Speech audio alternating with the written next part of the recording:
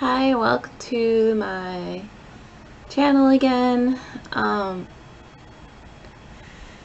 decided to teach katakana for my next lesson, even though I just finished with hiragana. The reason for that is because it's just easier when we get to things like food or hobbies, interests, you know, any kind of loan words, things from other countries, yeah, even like transportation. So it's just easier to just get katakana and hiragana out of the way, and then we can move on to, like, you know, basic Japanese and everyday Japanese.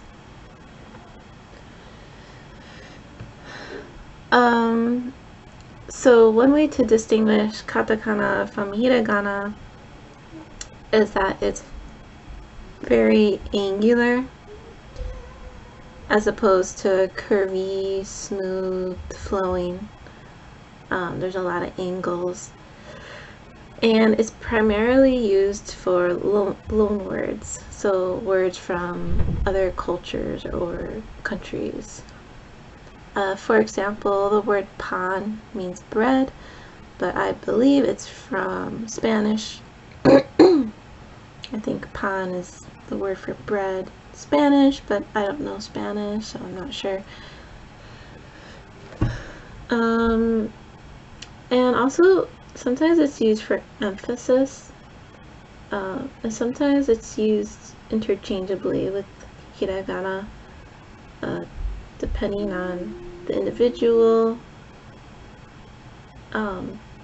Maybe they want to emphasize something in a news article or on TV or in writing. For example, the word cool in Japanese is kakkoi, and they might write that in katakana instead, even though it's supposed to be hiragana. They might write it in katakana to emphasize the word cool. So yeah, it should be easier. It should be easy because it uses the same rules as hiragana.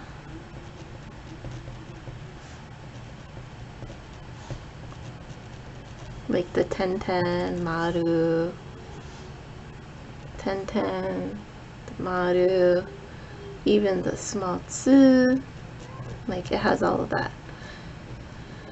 And the sounds are the same as well. So this time you don't have to learn any new sounds, it's just written a different way. Oh, and katakana is also used to write foreign names. Foreign names. Like instead of America in English, they'd say America, and it would be written in katakana, America.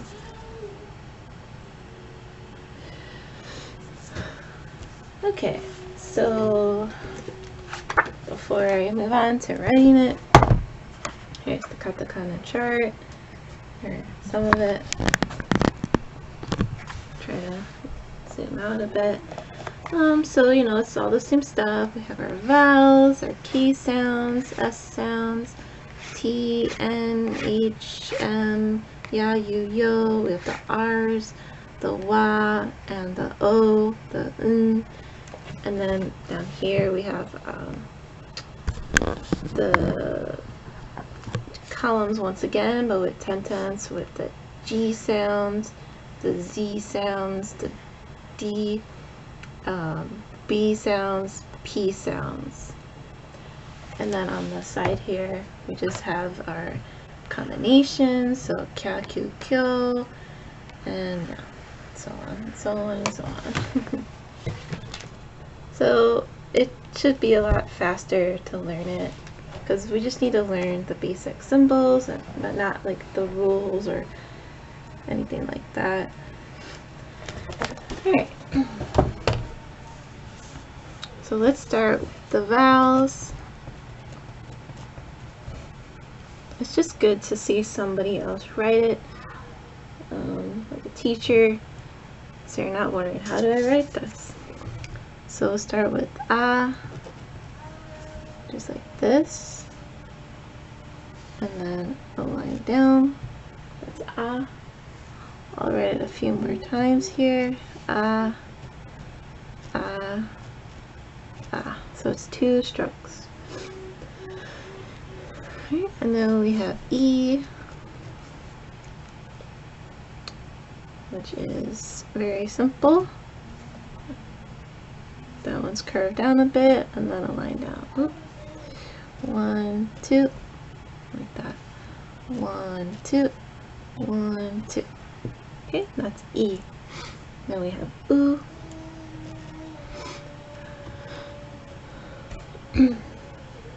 So it's 1, 2, 3.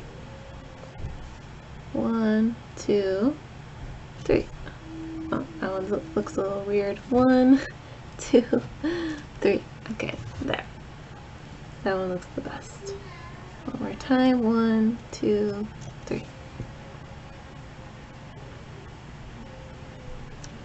Okay, and then we have E, or I mean E, A, I, U, E, O. Is like this. 1, 2, 3. 1, 2, 3. 1, 2, 3. 1, 2, 3. Now we have O, which is 1, 2, 2. There's a little curve up at the end there, and then go from the middle here and line out to the left. 1, 2, 3. 1, 2, 3. 1, 2, 3. Alright, and those are our vowels.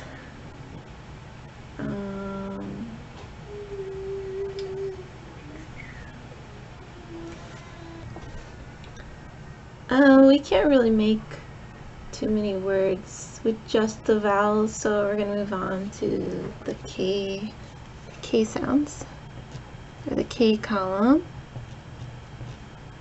Oops, C-O-L. How do I spell column? Oh my gosh. Okay. My memory came back.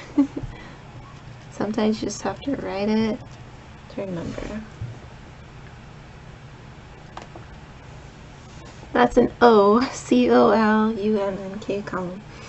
Okay, so we have ka, ki, ku, ke, ko. Alright. So ka is 1, 2. 1, 2. It's kind of like a slight curve. You don't really have to do it. If you want to just do it like that too, it's fine. But it's 1, 2. So it's very similar to the hiragana ka. The hiragana ka is like this with the line there, but this is the hiragana ka. So yeah, they look similar. Alright, next is ki. 1, 2, 3. 1. The second line's a little bit longer than the first. 2, 3. 1, 2, 3. 1, 2, 3. And yeah, it also looks similar to the hiragana ki, which is 1, 2, 3, but then it has the smiley face underneath. Hiragana ki.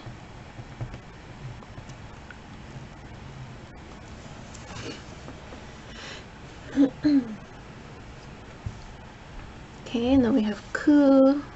1, 2. just like that.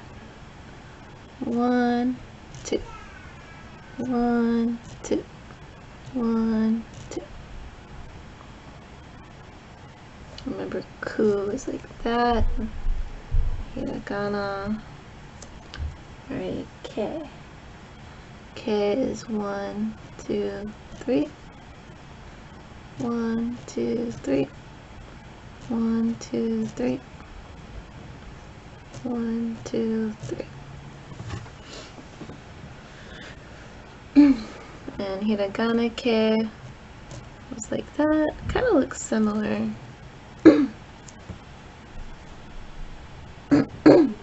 And then ko, 1, 2. 1, 2. So it's like a box, but without the extra line there. 1, 2, 1, 2. And hiragana ko. Actually, I never realized how similar they actually look to the hiragana counterpart. Yeah, because they have a line on top and one on the bottom.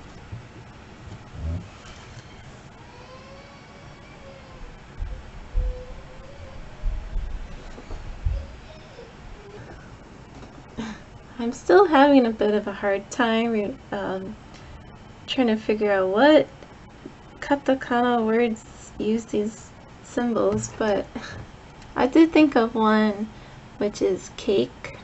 So cake would be keiki, keiki. And something else that's interesting to know is that, here, let's write it first, K. So when the sound is elongated, all you do to show that elongation is add a line like that. And now, instead of just K, it's K, K, like it's elongated. And then I'll write the key. So keiki, and that's cake.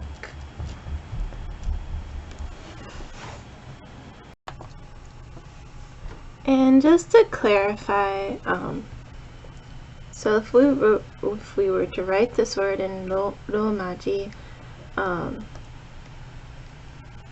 we would write it like this, with a line over the E and the K. So keiki, and that's how you would symbolize that elongated vowel. So yeah, keiki, romaji, line, and then when you write it, you actually do write a line as well. But other than that, there's not really anything else I have to say about these characters or katakana. Just have to learn more, and then I could think of more words once we learn more characters and such. So yeah, it's a shorter video than my other one, so that's awesome. Until next time, we'll learn a couple more columns of the katakana chart. Alright, take care everyone. Bye bye.